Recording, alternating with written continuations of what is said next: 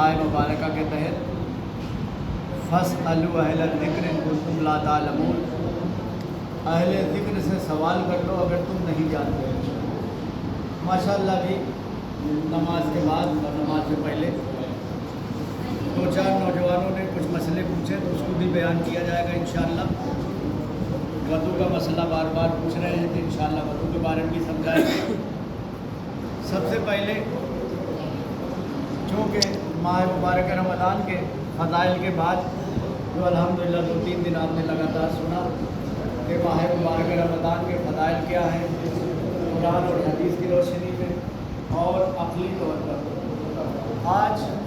इस बात की तरफ इशारा किया जाए कि जो भी हम अमाल कर रहे हैं, अमल करने में हमारा सारा अमल जो भी हम कर रहे हैं कुरान और हदीस के मुताबिक होना चाहिए। हमारे सारे अमाल या कुरान से जाके मिले, हदीस से जाके मिले,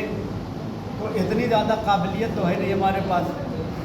इतनी ज़्यादा सलाहियत नहीं और इतना टाइम भी नहीं है। क्योंकि कुरान और हदीस से मसले मसाइल निकालने का मकसद ये है कि कम अज़ कम आदमी 25 साल 30 साल दे, हौज़े में जाए, मदरसे में जाए, कुरान और हदीस पर बहुत ज़्यादा काम करे, मेहनत करे, मशक्क़त करे, तब 30 साल के बाद आदमी अगर बहुत अच्छा ज़हीन है,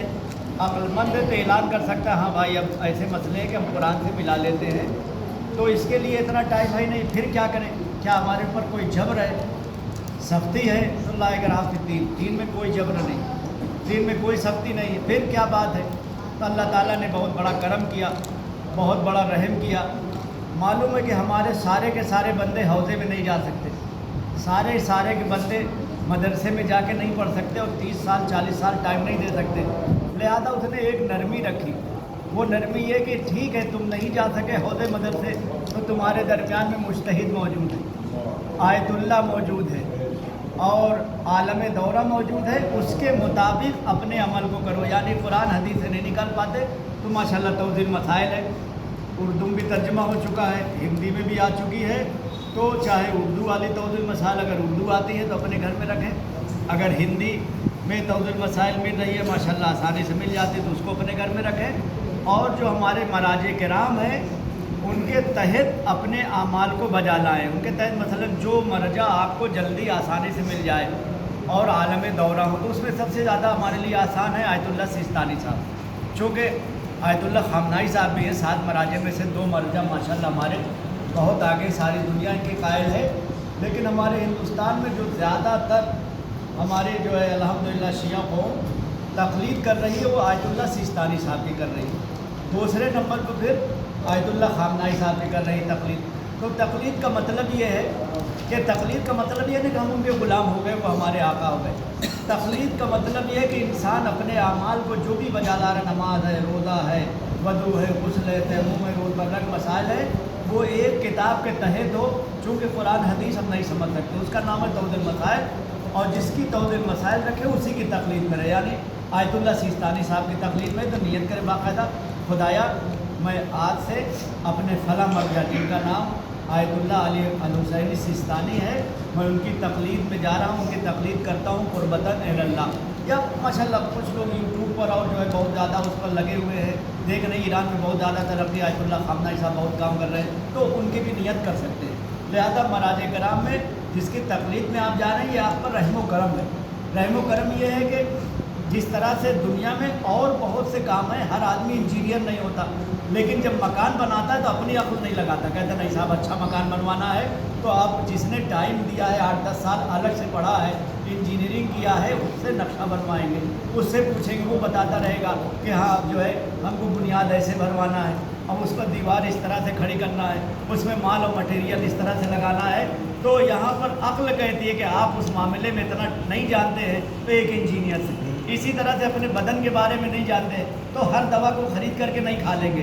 बल्कि अक्ल कहे कि नहीं जो स्पेशलिस्ट है, अच्छा डॉक्टर है बेहतरीन, उससे मुराजा करो और उसके पास जा करके बताओ कि हमें ये तकलीफ़ है। तो आदमी क्यों नहीं खुद से अपना इलाज कर लेता? क्योंकि अखली तौर पर यह है कि नहीं जो बेचारा 20 साल 15 साल डॉक्टरी करके आया, मेहनत करके आया है, वो बदन के बारे में ज़्यादा जानता है। تو جس طرح سے ہر جگہ پر یہ ہے کہ انسان خود سے علاج نہیں کروا لیتا، انسان خود سے مکان نہیں بنا لیتا، انسان خود سے اپنی کار بنانے نہیں بیٹھ جاتا، کار بنانے والے الگ ہیں، گاڑی بنانے والے الگ ہیں، مکان بنانے والے الگ ہیں، لیکن عقل مند انسان مراجعہ کرتا ہے۔ تو جب دنیا میں اتنا سمجھتے چلے آئے تو دین میں کیوں سمجھ میں نہیں آ رہا؟ جو لوگ اعتراض کرتے ہیں کہ نہیں امام زمانہ آئیں گے تب ہم ان کے پیچھے نماز پڑھیں گے، مثلا جمعہ کی نماز امام پڑھائیں گے، یا تو ہم امام کی تقلید میں۔ لیکن عقل کے اندھوں کو یہ بھی خبر نہیں ہے کہ تقلید غیر معصوم کی ہوتی ہے، امام معصوم کی تقلید نہیں ہو تو ہمارے امام ہوتے ہیں، ان کا فرمان، ان کا ایسا نہیں کہ ان کے زمانے میں آئے تو ہم کہیں آپ کی تقلید میں، نہیں، تقلید ان کی ہوتی ہے جو نائب امام ہو، جو ان کو امام نے اپنا نائب بنایا ہے، وہ ہمارے مراجع کرام ہیں۔ عالم دورہ اور فضیلت کی بات آ گئی تھی، دو جملے میں یہ بھی کہہ دیا جائے کہ ہمارے مراجع کرام نے کتنا سامان رکھا ہے، اور ماشاءاللہ تقریباً 1150 سال ہو رہا ہے ہمارے امام پردہ غیب میں ہے۔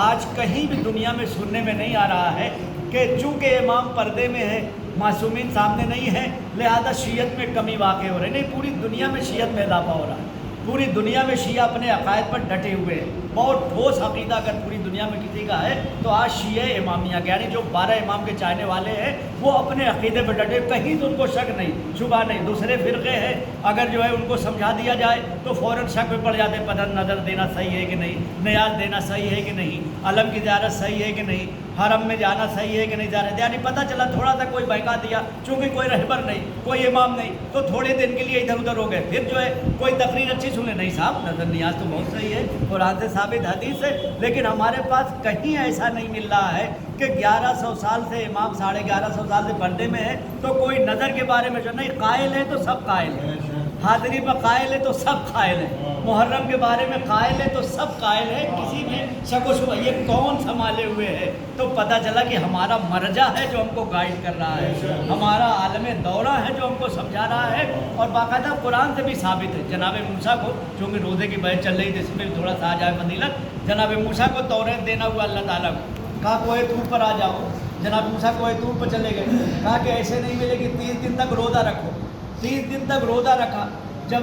توریت ملنے کا ٹائم آیا کہا 10 دن اور بڑھا دو،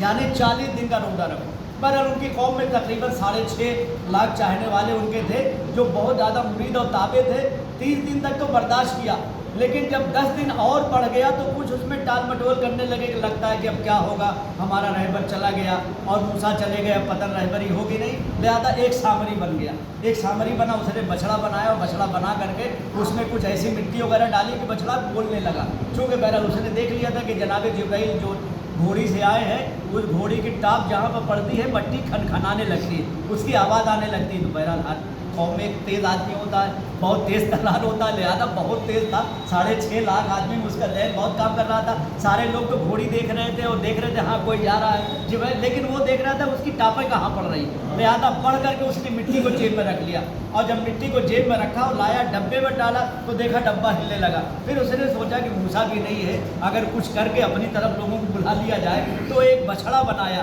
اور بچڑا بنانے کے بعد سونا چاندی اس پر چڑھایا اور پیٹ میں جیسے رکھا تو بچڑا کا ہاتھ پاؤں ہلنے لگا، کہا یہی خدا ہے، دیکھو ابھی تک موسیٰ نہیں دیکھا پائے، تمہارا خدا تمہارے سامنے، اپنی بات کہو، اپنی حاجت کہو۔ تو پتہ چلا کہ موسیٰ 10 دن کے بعد، یعنی 30 دن تو لوگ نہیں بگڑے تھے، 10 دن کے بعد آئے تو دیکھا 6.5 لاکھ لوگ میں سے تقریباً 5.5 اور 5.25 لاکھ لوگ بھٹک چکے تھے، اللہ اکبر، یعنی پتہ چلا کہ وہ موسیٰ کی قوم تھی کہ 10 دن کے لیے موسیٰ چلے گئے غیبت میں، تو قوم میں 4 حصے کے قریب لوگ جو ہے بھٹک گئے اور راہ راست سے ہٹ گئے۔ ہمارے پاس آخر سب پوری دنیا میں کیوں ایک جگہ پر ہے؟ ہمارا مرجع ہے جو سنبھالے ہوئے ہے، ہمارا آیت اللہ ہے جو ہم کو سنبھالے ہوئے ہے۔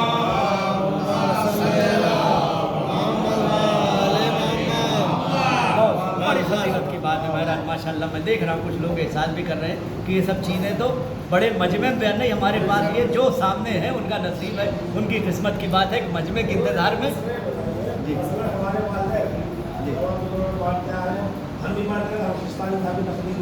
کیونکہ نیت کرنا ضروری ہے، نیت کرنے وہ ثواب ہے، پر ہمارے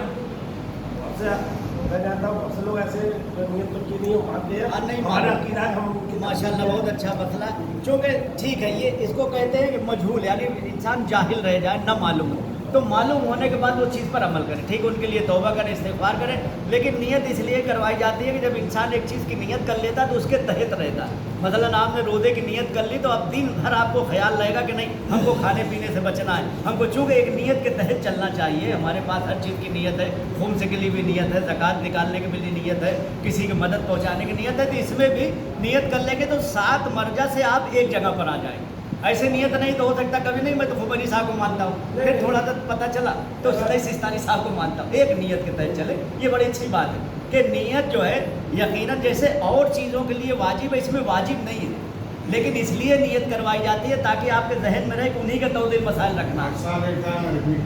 ہاں, اس کو ماشاء اللہ تبھی مسائل یہ آپ کو جلدی صحیح طور پر الحمدللہ ہر سال ریپیٹ کروایا جاتا ہے کہ وضو, غسل, تیمم. بہرحال آج کی حد تک یہ کہ تقلید ضروری ہے. اگر ہم خدا نخواستہ تقلید نہ کرتے رہے اور بعد میں سمجھایا گیا 10 سال کے بعد پتہ چلا کہ ارے ہم کو تقلید کرنا تھا لیکن جو عمل کر رہے تھے وہ تو گڑبڑ ہو گیا, چونکہ فلاں آیت اللہ صاحب کے تحت نہیں رہا تو اعمال باطل ہو جائیں گے. لہذا جیسے ہی بتایا جائے فوراً انسان سوچے سمجھے فکر کرے. چونکہ الحمدللہ آج اتنا جو ہے دور ایسا آ گیا توضیح مسائل بھی گھر میں رکھ سکتے ہیں, یا یوٹیوب پر ہے تو مسئلے مسائل پہ پوچھ سکتے ہیں, پوچھا اور 2 منٹ کے اندر مسئلہ حاضر ہو گیا. اور اس کے بعد جو کچھ ضمنی مسائل ہیں اس میں جیسے سلموں بھی پوچھ رہے تو وضو کے لیے تو یقیناً وضو غسل ساری بحث آئے گی, لیکن یہ یاد رکھیں کہ وضو کرنے کے بعد جیسے ہر چیز کے لیے ہے کہ جو ہے ہر چیز باقی نہیں رہتی ہے, وہ ٹوٹ جاتی ہے. مثلا نیت ہے, آپ نے نیت کیا 4 بجے صبح کہ ہم روزہ رکھیں گے اللہ تعالیٰ کے قربت کے لیے, ادا واجب قربت اللہ, اس پہ یہ نیت رہتی ہے کہ اذان صبح سے لے کے اذان مغرب تک کچھ کھائیں گے پیئیں گے نہیں.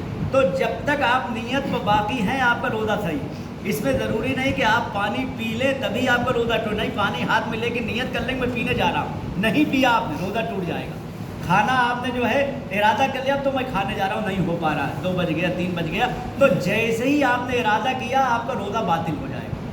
جان بوجھ کے ایسا کیا تو کفارہ بھی عائد ہو جائے گا, ورنہ اگر مسئلہ نہیں معلوم تھا تو روزہ تو گیا بعد میں پتہ. لہذا ایک نیت کے تحت چلنا چاہیے. اسی طرح سے نماز کے جو وضو کا اہتمام کیا گیا اس میں بھی ہے. آپ نے وضو کر لیا تو کیا یہ وضو 24 گھنٹہ آپ کا رہے گا؟ نہیں, اب وضو توڑنے کے لیے یہ ہے کہ آپ نے وضو کیا تھا جھونکا آ گیا, نیند جیسے ہی آئی ایسی نیند آئی کہ نہ کان سے سنائی دے رہا ہے نہ آنکھ سے دکھائی دے رہا ہے, یا کبھی کبھی ایسا ہوتا ہے آنکھ کھلی رہتی ہے لیکن کان بند ہو جاتا ہے, تھوڑی سی آنکھ کھلی رہتی ہے تو انسان یہ سوچے نہیں میں تو آنکھ کھلی ہوئی نہیں, اگر کان بند ہو گیا تو وضو باطل ہو گیا, اب وضو پھر سے کر کے آنا. یا ریا خارج ہو گئی, مطلب جو ہے کچھ ایسی چیز کھائے ہوئے تھے کہ جس سے جو ہے پیٹ میں زیادہ غذا پہنچ گئی, ریا خارج ہو رہی, تو ریا بھی خارج ہونے سے وضو باطل ہو جاتا ہے. اسی طرح سے پتہ چلا کہ جو ہے یعنی آپ جو ہے وضو کرنے کے بعد پیخانے چلے گئے, پیشاب کرنے کے لیے چلے گئے, ریا خارج ہو گئی یا نیند آ گئی, 4 چیزیں تو آپ کے لیے خاص ہے. عورتوں کے لیے 2-3 چیز اور بڑھ جائے گی, اس میں حیض ہے, استحاضہ ہے, نفاس ہے, اور مردوں کے لیے جنابت ہے. یعنی یہ 7 چیزیں ایسی ہے کہ وضو کرنے کے بعد اگر یہ ہو جائے تو وہ وضو اس کا چلا جاتا ہے, اب وضو پھر سے کر کے آنا ہے. ہاں, اس میں ابھی ایک ساتھ پوچھ رہے تھے کہ تلاوت کر رہے ہیں وہ وضو ٹوٹ جا رہا ہے, تو اگر قرآن کے حروف کو چھونا ہے تب تو جو ہے وضو لازم ہے.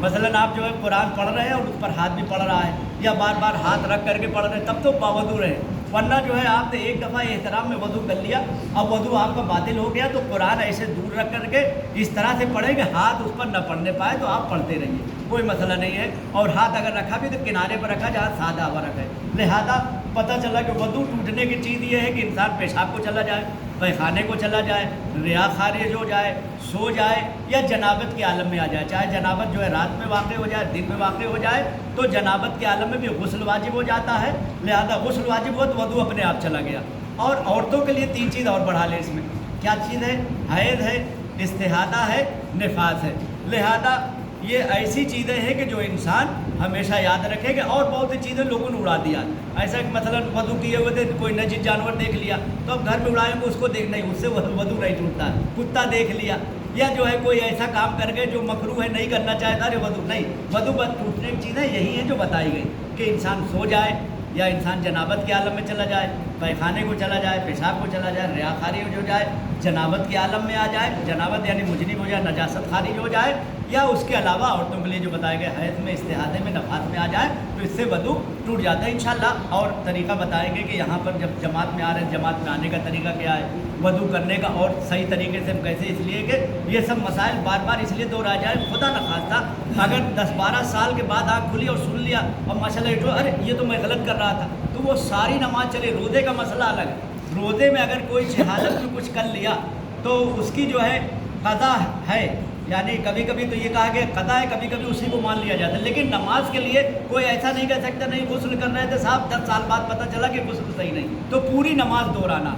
لیکن روزے کے لیے الگ مسئلہ انشاءاللہ بیان کیا جائے گا. لہذا یہ مسائل بار بار انشاءاللہ آئیں گے کہ وضو کیسے کرے, غسل کیسے کرے, تیمم. ابھی میں الہ آباد گیا تو بڑا اچھا لگا, ایک لڑکی آئی میرے پاس بہت اچھے اس میں پردے میں اسلامی پردے میں, اور آنے کے بعد کہا کہ مولانا صاحب ایسے ایسے میں 9 سال کے ہونے کے بعد نماز میں تھوڑا غلطی کر رہی تھی, لیکن 3 سال کے بعد میں نے جو ہے بن چینل لگایا اور پتہ چلا کہ ایک عالم دین بیان کر رہے ہیں نماز ایسے پڑھو. میں ہوش میں آ گئی کہ 3 سال سے تو غلطی ہو گئی, اب میں کیا کروں. ہم نے کہا کہ